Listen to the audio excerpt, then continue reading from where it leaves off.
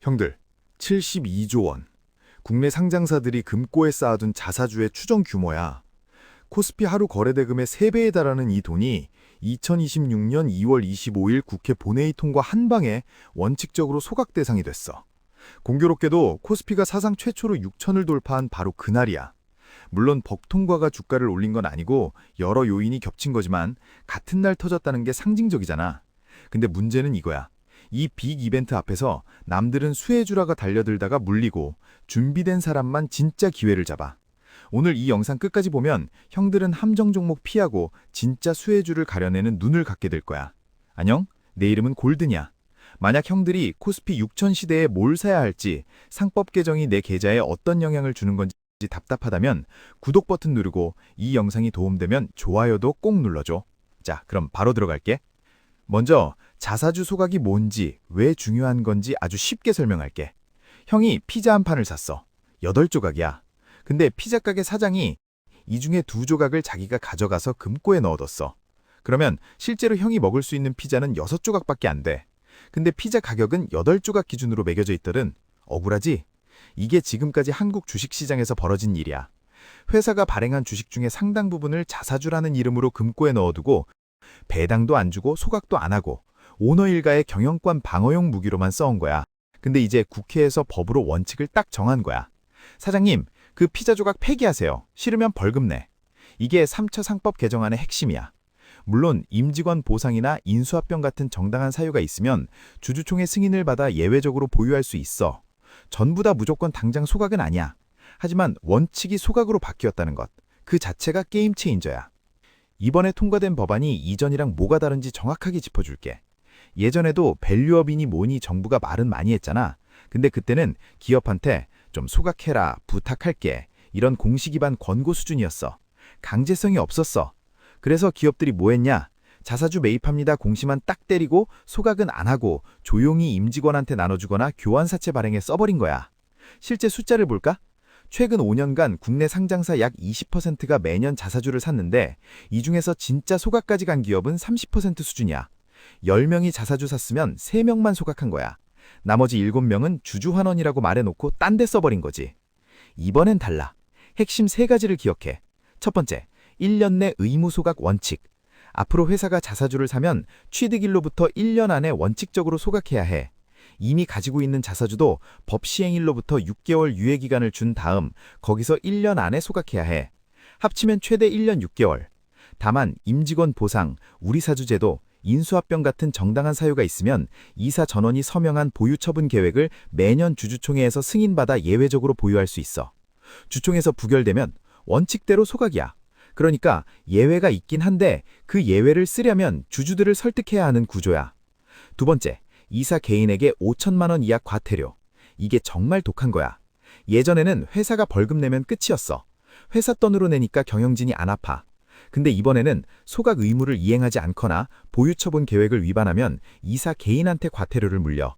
이러면 오너가 소각하기 싫어도 이사회 멤버들이 자기 돈 나가기 싫으니까 소각하자고 압박하는 구조가 되는 거야. 세 번째, 이건 1차, 2차 상법 개정에서 이미 통과된 건데 같이 봐야 해.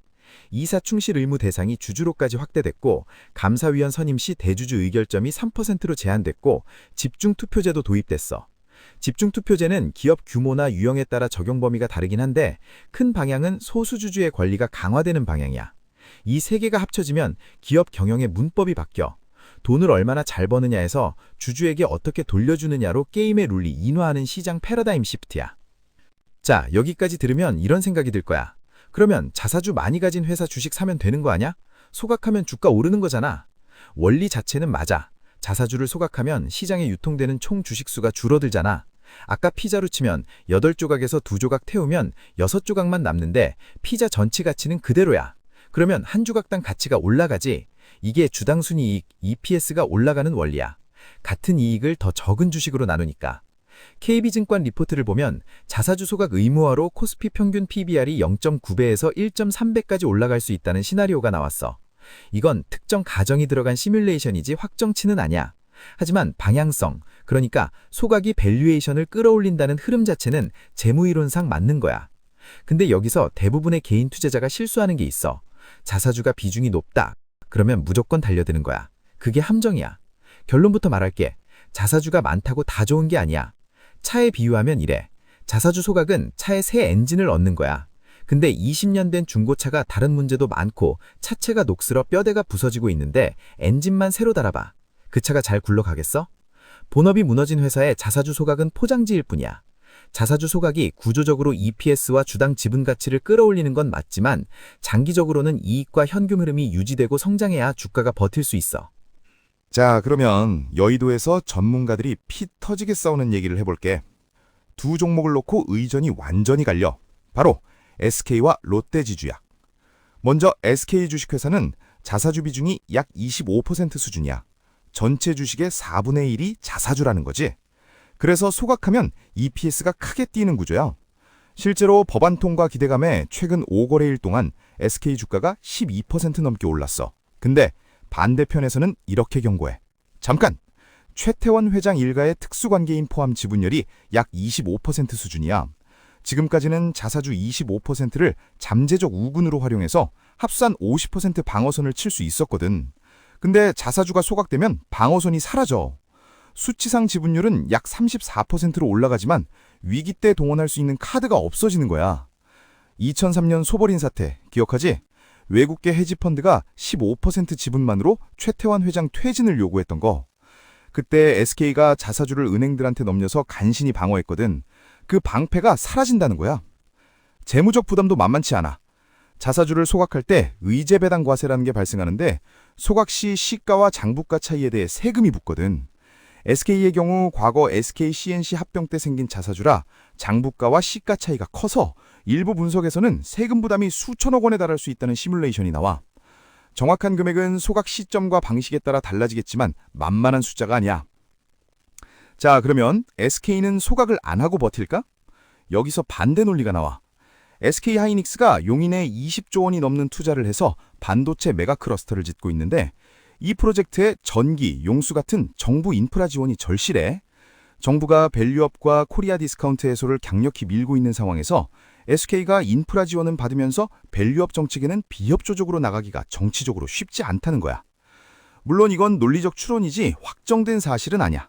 실제 소각 규모와 속도는 이사회와 주총 결정, 정부와의 협의에 따라 달라질 수 있어. 정리하면 SK는 소각의 업사이드도 크지만 대주주 지배구조 리스크와 세금 부담이라는 변수도 크기 때문에 어느 한쪽으로 결론 내리기 어려운 종목이야. 양쪽 시나리오를 다 알고 있어야 해. 두 번째 논쟁 종목은 롯데지주. 롯데지주는 자사주 비중이 약 33%야. SK보다 더 많아.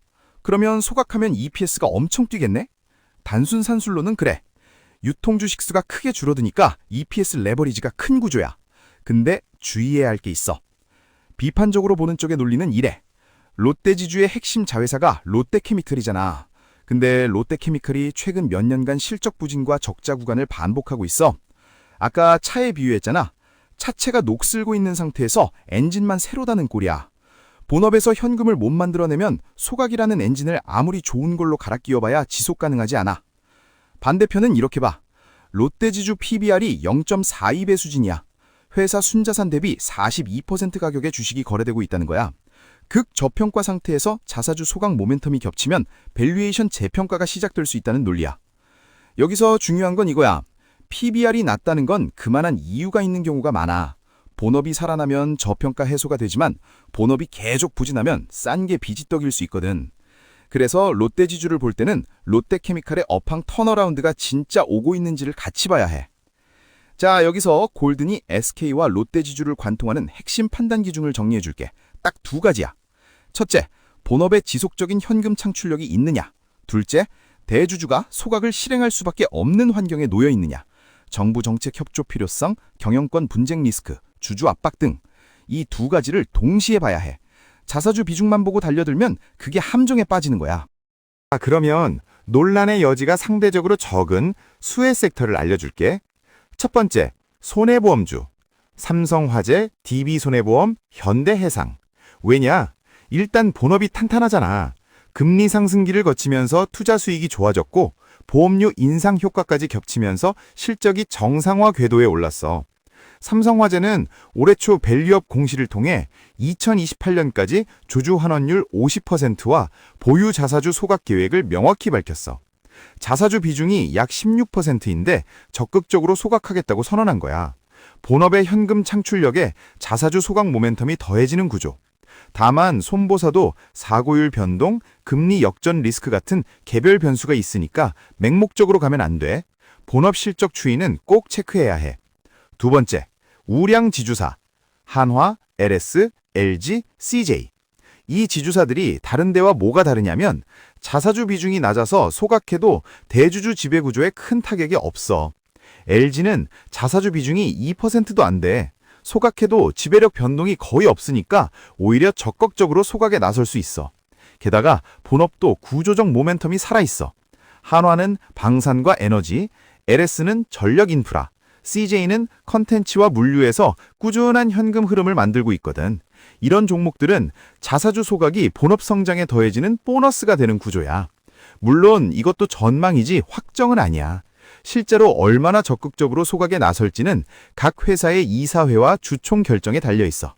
세 번째, 히든 종목도 짚어줄게. 제일기획. 자사주 비중 약 12%의 고배당주야. 여기에 2026년 북미 월드컵 수혜가 겹쳐. 미국, 캐나다, 멕시코에서 열리는 월드컵은 글로벌 광고비가 폭발하는 이벤트거든. 삼성 계열 광고 회사인 제일기획이 수주 확대 혜택을 볼 수 있다는 논리야. 고배당의 이벤트 모멘텀에 자사주 소각 가능성까지 3박자가 맞아떨어질 수 있는 구조야. 다만 실제 소각 규모와 시기는 회사 의사결정에 달려 있으니까 가능성으로 보고 공시를 추적해야 해. 그리고 반도체 소부장도 눈여겨볼 만해. 2025년부터 D램 호황이 이어지면서 반도체 장비, 소재 부품 기업들의 본업이 강하게 돌아가고 있잖아. 삼성전자와 SK하이닉스의 2026년 순이익 증가분이 코스피 전체에서 차지하는 비중이 상당히 크다는 전망이 증권사에서 나오고 있어.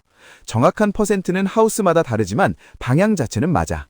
이 호황기에 본업이 터지고 있는 기업 중에 자사주까지 소각하는 곳이 나오면 EPS 상승과 밸류에이션 재평가가 동시에 일어날 수 있는 거야. 자, 여기까지 들었으면 뭘 봐야 할지 감이 잡혔을 거야. 근데 진짜 중요한 건 지금부터야. 리스크 관리. 이거 모르면 돈 벌어놓고도 다 뱉어내. 주식시장에 오래된 격언이 있어. 소문에 사서 뉴스에 팔아라. 이번 3차 상법 개정안이 딱 그 패턴이 될 수 있어. 법안 통과 기대감에 이미 주가가 많이 올랐잖아. 통과 직후에 차익 매물이 쏟아질 수 있어. 과거에도 정책 테마 종목들은 법안 기대감에 올랐다가 통과 직후에 조정받는 패턴이 반복됐어. 특히 3월 주주총회 시즌이 다가오면서 변동성이 극대화될 수 있어. 행동주의 펀드들이 상법 개정을 무기로 기업들을 압박할 거고 기업들은 경영권 방어에 나서면서 시장이 출렁일 수 있거든. 그래서 형들한테 실전 행동 지침 3가지를 줄게. 첫 번째, 종목별 체크리스트를 만들어야 해. 자사주 비중이 높은 종목을 볼 때 3가지를 반드시 확인해. 하나, 본업에서 지속적으로 현금을 만들어내고 있는가. ROE, 잉여 현금 흐름, 부채 비율을 직접 봐. 둘, 대주주가 소각을 실행할 수밖에 없는 환경인가. 정부 정책 협조 필요, 경영권 분쟁 리스크, 주주 압박 수준 등. 셋, 이미 소각 의지를 공식적으로 밝혔는가. 밸류업 공시, 자사주 소각 계획 발표 등 구체적인 공시가 있는지 확인해. 이 3개 중에 2개 이상 맞으면 진짜 수혜 후보, 하나도 안 맞으면 재검토 대상이야. 두 번째, 분할 매수, 분할 매도 전략. 법안 통과 직후 단기 차익 매물이 쏟아지면 주가가 눌릴 수 있어. 그때가 기회일 수 있지만 한 번에 다 사지 마. 3분할이든 5분할이든 주가가 눌릴 때마다 나눠서 담아가. 반대로 팔 때도 마찬가지야. 주총 시즌 전후로 급등하면 일부를 먼저 익절하고 나머지는 소각 실행 뉴스가 실대로 나오는지 보고 판단해. 시간을 분산시키는 게 핵심이야. 세 번째, 큰 그림을 봐. 이번 3차 상법 개정은 단일 이벤트가 아니야. 1차의 이사 충실 의무 확대, 2차의 집중투표제 이독, 3차의 자사주 소각 의무화. 3개가 합쳐져서 한국 주식시장의 구조 자체가 바뀌고 있어. S&P 500이 왜 강한지 알아? 미국 기업들이 매년 조 단위로 자사주를 매입하고 소각하면서 EPS를 꾸준히 올렸기 때문이야. 한국도 이제 그 방향으로 첫 발을 내디딘 거야. 물론 한국 기업들이 미국식 대규모 바이백 문화를 어느 정도까지 받아들일지는 아직 미지수야. 하지만 방향 자체가 정해졌다는 게 중요해. 이건 1년짜리 테마가 아니라 향후 몇 년에 걸쳐 펼쳐질 구조적 변화의 시작이야. 자, 형들, 마지막으로 정리할게. 하나, 3차 상법 개정은 한국 주식시장의 게임 룰을 바꾸는 사건이야. 자사주가 원칙적으로 소각 대상이 됐고 위반하면 이사 개인에게 과태료야. 예외는 있지만 주주총회 승인이 필요해. 둘, 자사주 비중이 높자고 무작정 사면 안 돼. 본업의 현금 창출력과 대주주의 소각 실행 환경, 이 두 축을 반드시 확인해야 해. 셋, 주총 시즌 전후 단기 변동성에 대비해서 분할 대응하고 구조적 변화의 큰 그림을 같이 봐야 해. 그리고 오늘 영상에서 나온 종목별 숫자들, EPS 상승률이나 PBR 전망치 같은 건 어디까지나 시나리오야. 각 회사의 최신 자사주 비율, 밸류업 공시, 본업 수익성, 재무 구조를 형들이 직접 확인하고 검증하는 과정이 꼭 필요해. 영상은 방향을 잡아주는 거고 최종 판단은 형들 몫이야. 형들, 세상이 바뀌고 있어. 코스피 6000 시대, 동시에 주식시장의 문법이 바뀐 거야. 무서운 변화지만 동시에 준비된 사람에게는 기회야. 이 영상을 끝까지 본 형들은 이미 방향을 알고 있는 거야. 미래는 예측하는 게 아니라 선택하는 거야. 함정에 빠질지 기회를 잡을지 그건 오늘부터 형들이 어떻게 행동하느냐에 따라 달려있어. 이렇게 도움되는 정보 매일 쉬운 정보로 알려줄게. 구독 버튼 누르고 좋아요 한번 시원하게 눌러줘. 골디니는 다음에 더 좋은 정보로 돌아올게. 형들 화이팅!